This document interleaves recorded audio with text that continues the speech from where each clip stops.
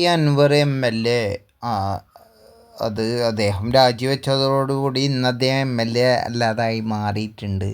ഇപ്പോൾ അദ്ദേഹം MLA അല്ല, നിലമ്പൂരിൻ്റെ MLA ആയിരുന്ന അദ്ദേഹം.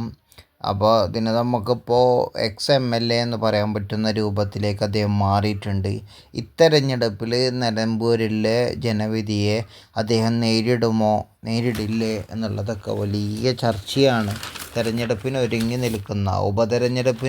നിൽക്കുന്ന നിലമ്പൂർ മണ്ഡലത്തിൽ നിന്ന് അദ്ദേഹം ഇനിയൊരിക്കലും ജനവിധി തേടില്ലേ എന്നുള്ളതാണ് പലരും ചോദിക്കുന്നത്. അദ്ദേഹം ജനവിധി തേടണം എന്നുള്ളതാണ് പലരും പറയുന്നതും. കാരണം അദ്ദേഹത്തിൻ്റെ ശക്തി, അദ്ദേഹം ഇടയ്ക്കിടയ്ക്ക് പറയുന്നത് അദ്ദേഹം കേരളത്തിലെ മുഖ്യമന്ത്രിക്കെതിരെയുള്ള പ്രതിഷേധമാണ് അദ്ദേഹം തീർക്കുന്നതെന്നും മുഖ്യമന്ത്രിക്കെതിരെയാണ് അദ്ദേഹം പ്രവർത്തിക്കുന്നതെന്നും മുഖ്യമന്ത്രിക്ക് വിരുദ്ധമായിട്ടുള്ള പ്രവർത്തനമാണ് അദ്ദേഹം നടത്തുന്നതൊക്കെ പറയുമ്പോഴും അദ്ദേഹം സ്വയം മത്സരിച്ചുകൊണ്ട് മുഖ്യമന്ത്രിക്കെതിരെ അദ്ദേഹത്തിന് കിട്ടുന്ന ഓരോ വോട്ടും മുഖ്യമന്ത്രിക്കെതിരായി തീർക്കണമെങ്കിൽ അദ്ദേഹം തന്നെ മത്സരിക്കേണ്ടിയിരിക്കുന്നല്ലോ. അങ്ങനെ അദ്ദേഹം മത്സരിക്കുമോ ഇല്ലയോ എന്നുള്ളതൊക്കെ നമുക്ക് കാത്തിരുന്ന് കാണാവുന്നതാണ്. കാരണം അദ്ദേഹം ആണല്ലോ അവിടെ രാജിവെച്ചിട്ടുള്ളത്.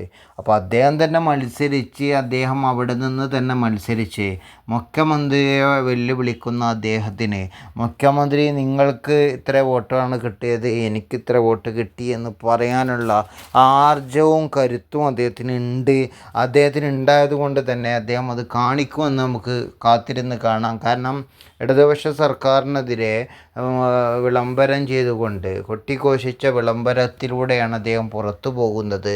അദ്ദേഹം പുറത്തു പോയിക്കൊണ്ട് അദ്ദേഹം രാജിവെക്കുന്നത്, തൻ്റെ MLA സ്ഥാനം പോലും രാജിവെച്ചിട്ട് അദ്ദേഹം മുഖ്യമന്ത്രിക്കാണ് മറുപടി കൊടുക്കുന്നത്. അപ്പോൾ അദ്ദേഹം മുഖ്യമന്ത്രിക്ക് മറുപടി കൊടുക്കുമ്പോൾ അദ്ദേഹത്തിൻ്റെ മറുപടിയുടെ പൂർണ്ണമായ ഉത്തരവാദിത്വം, പൂർണ്ണമായ ആർജവം പുറത്തെടുക്കണമെങ്കിൽ അദ്ദേഹം തന്നെ തിരഞ്ഞെടുപ്പിൽ മത്സരിക്കുകയും അദ്ദേഹം തന്നെ മറുപടി കൊടുക്കുകയും ചെയ്യുന്നതാണ് വളരെ ഉചിതമെന്ന് തോന്നുന്നു. അതിനുള്ള ധൈര്യം അദ്ദേഹം കാണിക്കുമെന്നാണ് പറയുന്നത്. അപ്പോൾ അതൊക്കെ നമുക്ക് എന്താണെന്ന് നോക്കിക്കാണാം. അദ്ദേഹം അവിടെ മത്സരിക്കുകയാണെങ്കിൽ അദ്ദേഹത്തിന് എത്ര വോട്ട് കിട്ടും എന്നുള്ളതും എത്ര ജനങ്ങൾ അദ്ദേഹത്തെ പിന്തുണക്കും എന്നുള്ളതൊക്കെ നമുക്ക് എണ്ണി എടുക്കാൻ കഴിയും. എത്രത്തോളം അദ്ദേഹത്തിന് ജനപിന്തുണ നിലമ്പൂരിൽ നിന്ന് കിട്ടുമെന്നും അദ്ദേഹം ഒറ്റയ്ക്ക് നിന്ന് PC ജോർജ് പൂഞ്ഞാറിൽ വിജയിച്ച പോലെ അദ്ദേഹം നിലമ്പൂരിൽ നിന്ന് MLA ആകുമെന്നൊക്കെ നമുക്ക് പ്രതീക്ഷിക്കാൻ കഴിയും. അപ്പോൾ അത്രത്തോളം അദ്ദേഹം അവിടെ ഒറ്റയ്ക്ക് നിന്ന് ആ ജനങ്ങളുടെ മനസ്സിൽ ജനകീയനായിക്കൊണ്ട് അദ്ദേഹം മാറുകയാണെങ്കിൽ പോലും അദ്ദേഹത്തിന് എത്ര വോട്ട് കിട്ടുമെന്ന് നമുക്ക് കാത്തിരുന്ന് കാണാം. അദ്ദേഹം ഒറ്റയ്ക്ക് മത്സരിക്കുമോ അതോ അദ്ദേഹം കൂട്ടായി മത്സരിക്കുമോ എന്നുള്ളതൊക്കെ വലിയ ചർച്ചയായിക്കൊണ്ടുള്ളതാണ്. അദ്ദേഹത്തിന് മുന്നണിയിൽ എടുത്തിട്ടില്ലെങ്കിൽ അങ്ങനെ ഇങ്ങനെ എന്നൊക്കെ പറഞ്ഞുകൊണ്ട് അദ്ദേഹം തൃണമൂൽ കോൺഗ്രസിൻ്റെ ഭാഗമാണെന്ന് പറഞ്ഞുകൊണ്ടാണ് അദ്ദേഹം ഇപ്പോൾ മുന്നോട്ട് വന്നിട്ടുള്ളത്. അപ്പോൾ അദ്ദേഹം തൃണമൂൽ കോൺഗ്രസിൻ്റെ സ്ഥാനാർത്ഥിയായിട്ട് നിലമ്പൂരിൽ നിന്ന് മത്സരിക്കുക എന്നുള്ളതൊക്കെ നമുക്ക് കാണാൻ കഴിയുന്ന യാഥാർത്ഥ്യമാണ്. അദ്ദേഹം മുഖ്യമന്ത്രിക്ക് ശരിക്കും മറുപടി കിട്ടണമെങ്കിൽ, അദ്ദേഹത്തിന് മറുപടി ബോധിപ്പിക്കണമെങ്കിൽ, മുഖ്യമന്ത്രി ശരിക്കും അദ്ദേഹത്തിൻ്റെ വിജയം ബോധിപ്പിക്കണമെങ്കിൽ അദ്ദേഹം തന്നെ തിരഞ്ഞെടുപ്പിൽ മത്സരിക്കണം എന്നുള്ളത് വളരെ വലിയ കാര്യമാണ്. അപ്പോൾ അദ്ദേഹം മത്സരിക്കുമെന്ന് നമുക്ക് തോന്നുന്നു. അപ്പോൾ അദ്ദേഹം മത്സരിക്കുമെന്ന് നമുക്ക് വിചാരിക്കാം. അദ്ദേഹത്തിനെ പോലത്തെ ആർജവും കഴിവുള്ള അദ്ദേഹം മത്സരിച്ചാൽ അവിടുന്ന് നന്നായി വിജയിക്കാൻ അദ്ദേഹത്തിന് സാധിക്കുമെന്നുള്ളത് നമ്മളിപ്പോൾ നോക്കി കാണാൻ പറ്റുന്നുണ്ട്. അദ്ദേഹം അവിടുന്ന് മത്സരിക്കുകയും മുഖ്യമന്ത്രിക്ക് വലിയൊരു മറുപടി അദ്ദേഹത്തിന് കൊടുക്കാൻ സാധിക്കുമെന്നുള്ളതാണ് നമുക്ക് തോന്നുന്നത്.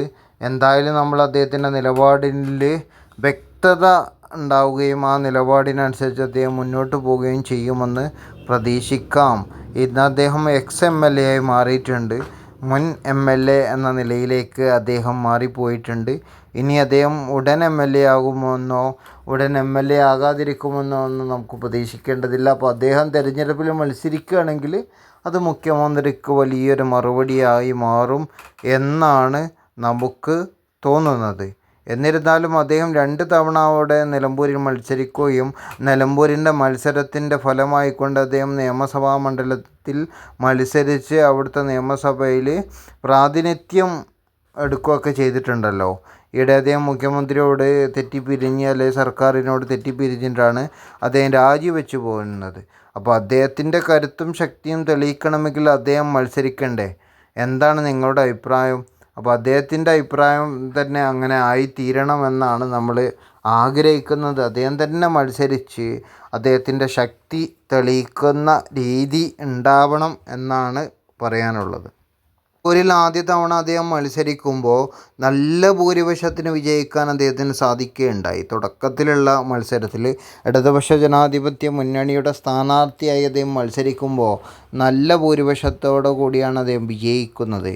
ഇപ്പോൾ ഈ കഴിഞ്ഞ തിരഞ്ഞെടുപ്പിൽ അദ്ദേഹം രണ്ടാം തവണ അവിടെ നിയമസഭയിലേക്ക് മത്സരിപ്പിച്ചപ്പോൾ നേരിയ ഭൂരിപക്ഷത്തോടു കൂടിയാണ് അദ്ദേഹം വിജയിച്ച് കയറി വരുന്നതും. അപ്പോൾ അദ്ദേഹത്തിന് ജനപങ്കാളിത്തത്തിൽ കുറവാണോ വരുന്നത് അതോ കൂടുതലാണോ എന്നുള്ളതൊക്കെ അറിയാൻ വേണ്ടി അദ്ദേഹം ഒറ്റയ്ക്ക് മത്സരിക്കുന്നതാണ് ശരിക്കും അദ്ദേഹത്തിൻ്റെ ശക്തി കാണിക്കാനും അദ്ദേഹത്തിന് മറുപടി കൊടുക്കാനും നല്ലത് എന്നുള്ളതാണ് നമ്മളിതിൽ അഭിപ്രായം പറയുന്നത്. അത്തരം അഭിപ്രായങ്ങളോട് നിങ്ങൾക്ക് യോജിക്കാൻ കഴിയുന്നുണ്ടോ അതോ വിയോജിപ്പുണ്ടോ എന്നുണ്ടെങ്കിലൊക്കെ നിങ്ങൾ മറുപടി രേഖപ്പെടുത്തണേ എന്ന് എന്നെ കേൾക്കുന്നവരോട് പറയട്ടെ. ശരിക്കും നിലമ്പൂർ MLA ആയിരുന്ന MLA PV അൻവർ അവിടെ നിന്ന് ഒറ്റയ്ക്ക് മത്സരിക്കണം എന്ന അഭിപ്രായത്തോട് നിങ്ങൾ എത്ര പേര് യോജിക്കുന്നു? നിങ്ങൾ വിഭിന്നമായിട്ട് അഭിപ്രായമുണ്ടോ? അദ്ദേഹം മത്സരിച്ചാൽ അവിടെ വിജയിക്കില്ലേ? അദ്ദേഹത്തിന് വിജയസാധ്യത എത്രമാത്രം ഉണ്ട് എന്നുള്ളതിനൊക്കെ പറ്റിയൊക്കെ അഭിപ്രായങ്ങളുണ്ടെങ്കിൽ അവരതിൽ അഭിപ്രായങ്ങൾ രേഖപ്പെടുത്തണേ എന്നും കൂടി അറിയിക്കട്ടെ.